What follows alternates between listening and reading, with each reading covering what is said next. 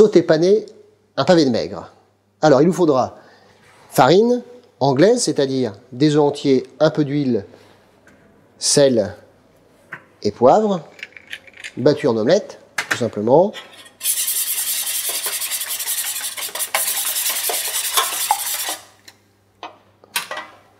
Ensuite, aujourd'hui on a choisi du sésame, mais on peut utiliser chapelure, des cornflakes, des amandes, des noisettes, tout ce qu'on veut, histoire d'apporter du croustillant au poisson. On va passer successivement le poisson dans la farine, dans l'anglaise et dans la panure, on va dire. On commence par saler des deux faces le pavé de maigre, toujours pareil. On le poivre.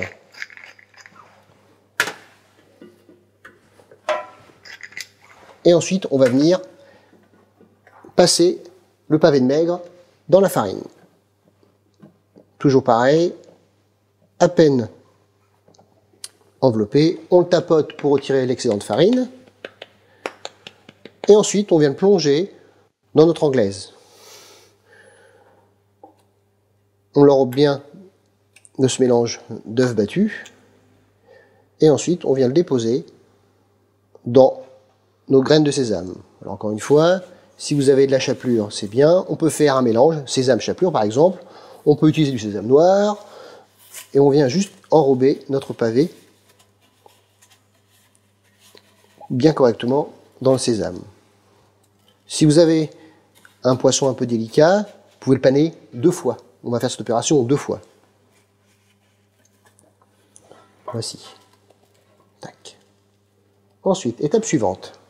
Toujours pareil, dans une poêle, on va utiliser une huile neutre qu'on va faire chauffer. Alors, n'hésitez pas à mettre une belle quantité d'huile. Hein. Ensuite, on va venir déposer notre pavé dans la poêle.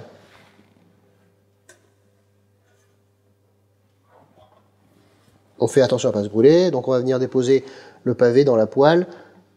La première partie vers soi, on va lâcher le pavé vers l'extérieur, comme ceci, pour ne pas se brûler. Et on dépose notre pavé tranquillement. Très très important de gérer l'intensité du feu, pour ne pas brûler la panure. On rajoute un petit morceau de beurre. Le beurre va nous aider à caraméliser, à torréfier notre panure. Et comme pour les opérations précédentes, on vient arroser, toujours pareil, notre poisson. On arrose tranquillement le poisson, comme ceci. Voilà. Et on fait dorer notre poisson, tranquillement. Le beurre doit être moussant. On fait attention à la température pour ne pas brûler le poisson. Et ensuite, on va laisser cuire tranquillement sur la première face, 3 à 4 minutes. Voilà. Et de temps en temps, ce qu'on va faire, on va venir vérifier la coloration du poisson en dessous. Voilà, on va laisser tranquillement cuire. On peut bien sûr réaliser cette recette avec d'autres poissons, pas de problème. On peut colorer notre chapelure. On peut aromatiser notre anglaise avec du curry, avec du paprika, ce que vous voulez. Voilà. Et quand le poisson commence à sentir un petit peu le torréfier, on vient le retourner. Toujours pareil, spatule métallique. On passe dessous, hop, et on vient retourner le poisson sur l'autre face. Voilà.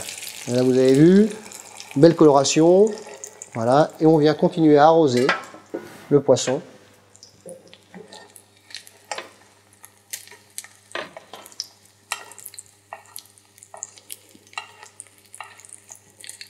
Avec notre matière grasse bien chaude pour cuire le poisson en dessous et dessus. Et on colore notre pavé. Attention à la température, toujours pareil. On vient vérifier la coloration du poisson, vous avez vu. Donc la cuisson est lente, assez régulière. La matière grasse n'est pas très chaude, hein, sinon on aura un poisson qui sera noir et brûlé. Et on arrose notre pavé tranquillement, encore une fois. Voilà. Hop. Le pavé est cuit. On va venir le débarrasser sur une assiette.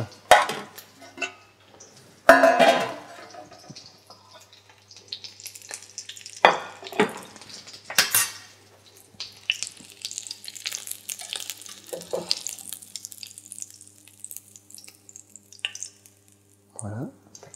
Et à la sortie de la cuisson, on peut éventuellement apporter un petit peu de sel en plus. Comme ceci. Un tour du poivre du moulin. Et voici. Pavé de maigre, pané au sésame.